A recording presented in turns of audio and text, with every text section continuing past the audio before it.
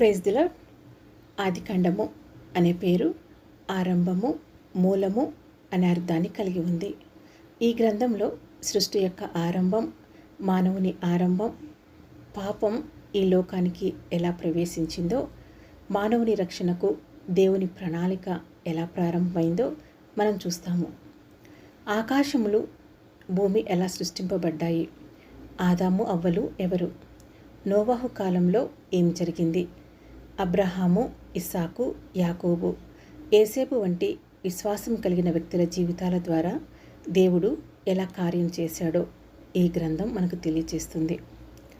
బైబిలులోని అనేక సత్యాలకు విత్తనం ఆదికాండంలోనే వేయబడ్డది. అందుకే ఈ గ్రంథాన్ని జాగ్రత్తగా ప్రార్థనతో దేవుని సహాయాన్ని కోరుకుంటూ అధ్యయనం చేయటం ఎంతో అవసరం. ఆదికాండము అనే ఈ గ్రంథమును మనము చదువుతూ ఉన్నప్పుడే పరిశుద్ధాత్మ దేవుడు తన వాక్యము ద్వారా మనతో మాట్లాడి మనకు బోధించునుగాక. ఆమెన్.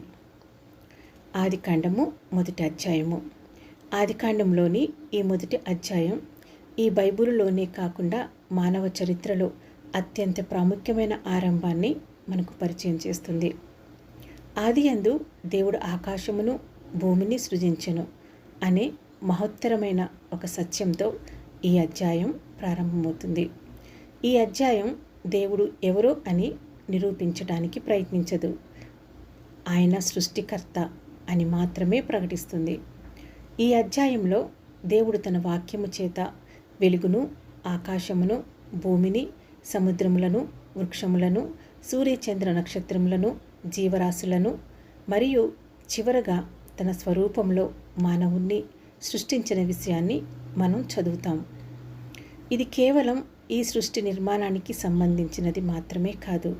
ఈ అధ్యాయం మన జీవితాలు అనుకోకుండా ఆకస్మికంగా ఏర్పడలేదని, మనకు ఒక సృష్టికర్త ఉన్నాడని, ఆయన ఉద్దేశంతోటే మనం సృష్టింపబడ్డామని ఇది మనకు తెలియజేస్తుంది. ఆదికాండము 1వ అధ్యాయంలో మొత్తం 31 వచనాలు ఉన్నాయి. ఈ ఆదికాండం మొదటి అధ్యాయాన్ని 9 భాగాలతో విభజించి మనం అధ్యయనం చేస్తే 1 నుండి 25 వచనాల వరకు సృష్టి క్రమము, అంటే దేవుడు మానవుని సృష్టించే ముందు అతడు నివసించడానికి అవసరమైన వాటిని సిద్ధం చేసినట్లు కనిపిస్తుంది. అందుకే కొందరు బోధకులు 1వ వచనం నుండి 25 వచనాల వరకు ఉన్న వీటిని మానవుని కొరకు దేవుడు లోకాన్ని సిద్ధం చేసిన భాగం అని దీని గురించి వివరిస్తారు. 1 నుండి 25 వచనాలలో ఈ సృష్టి నిర్మాణం, వెలుగు నుండి జంతువుల వరకు సృష్టింపబడటం మనం చూస్తాం. ఆదికాండము 1వ అధ్యాయం 25 వచనాల వరకు, ఆదికాండము 1వ అధ్యాయము 1 నుంచి 25 వచనాల వరకు వెలుగు నుండి జంతువుల వరకు దేవుడు సృష్టిని క్రమంగా నిర్మించిన విధానాన్ని మనం ఇక్కడ చూస్తాం. దేవుడు చేసిన సృష్టి కేవలం ఒక్క మానవుని కోసం ఒంటరిగా కాకుండా ఒక సంపూర్ణ వ్యవస్థగా ఉంది. చెట్లు, జంతువులు, నీరు మరియు భూమి అన్నీ కలిసి ఒక సమతుల్యమైన సృష్టి సమాజాన్ని ఏర్పరిచేలా దేవుడు వాటిని ఏర్పాటు చేశాడు. నేను ఇది చెప్పడానికి కారణం ఏమిటంటే, దేవుని సృష్టిలో ఏది విలువ లేకుండా, లేకపోతే ఒక ఉద్దేశం లేకుండా నిర్మింపబడలేదు. ప్రతి అంశానికి ఒక క్రమం, ఒక ఉద్దేశం ఉంది. వెలుగు నుండి జంతువుల వరకు ప్రతి సృష్టిని దేవుడు ఒక సమతుల్యమైన మరియు క్రమబద్ధమైన విధానంలో ఏర్పాటు చేశాడు. 26వ వచనం నుండి 30వ వచనాలలో దేవుడు మానవుణ్ణి సృష్టించి ఆశీర్వదించినట్లు ఇక్కడ మనకు కనబడుతుంది. ఆదికాండము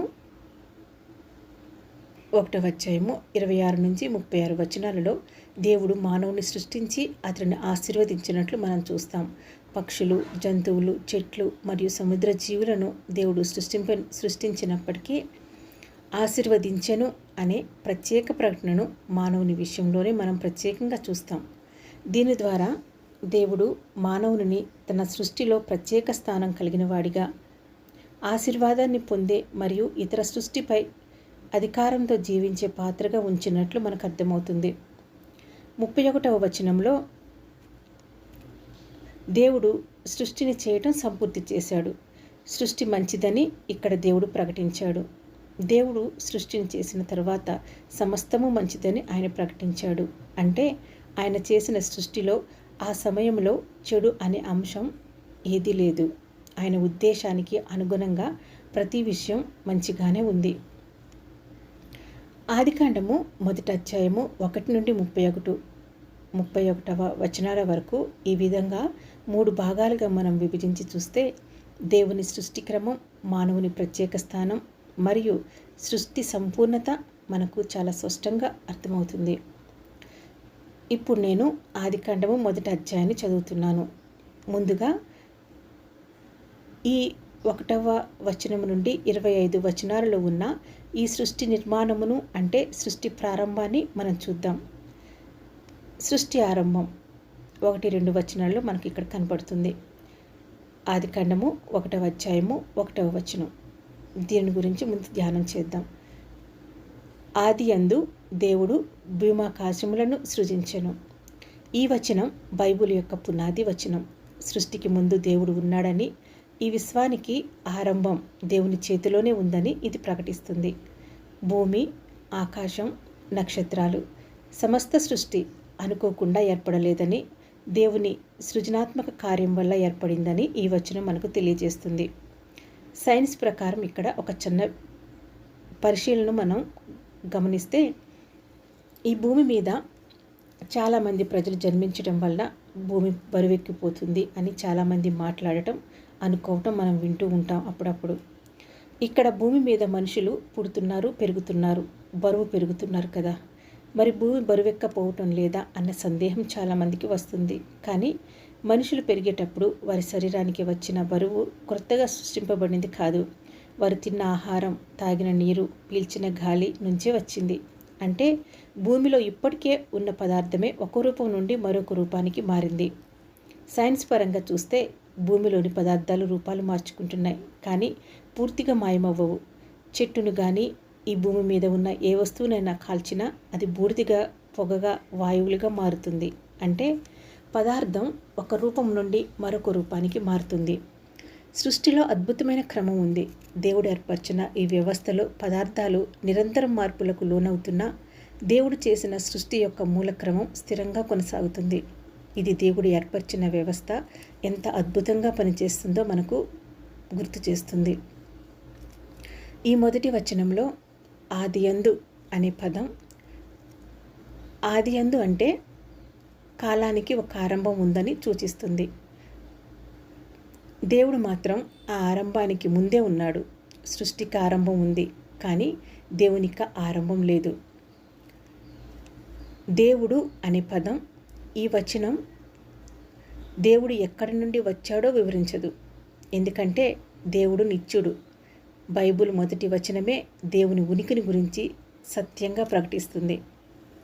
ఇక సృజించెను అనే పదం, ఇక్కడ ఉపయోగించిన భావం సాధారణంగా మానవుడు చేసే నిర్మాణం కాదు, దేవుడు తన శక్తి చేత సృష్టిని ఉనికిలోకి తెచ్చాడని తెలియజేస్తుంది. ఈ వచనంలో ఇక భూమి ఆకాశములు అనే పదం, ఇది కేవలం భూమి మరియు ఆకాశం మాత్రమే కాదు, సమస్త విశ్వాన్ని సూచించే విధంగా చెప్పబడింది. అంటే కనిపించేవి, కనిపించనివి సమస్త సృష్టి దేవుని చేతిలో నుండే వచ్చింది. ఈ వచనం మనకు నేర్పేది ఏమిటంటే, అది ఆదికాండము 1వ అధ్యాయము 1వ వచనం. ఈ వచనం మనకు నేర్పేది ఏంటంటే, సృష్టి అనుకోకుండా జరిగింది కాదు, దానికి ఒక సృష్టికర్త ఉన్నాడు.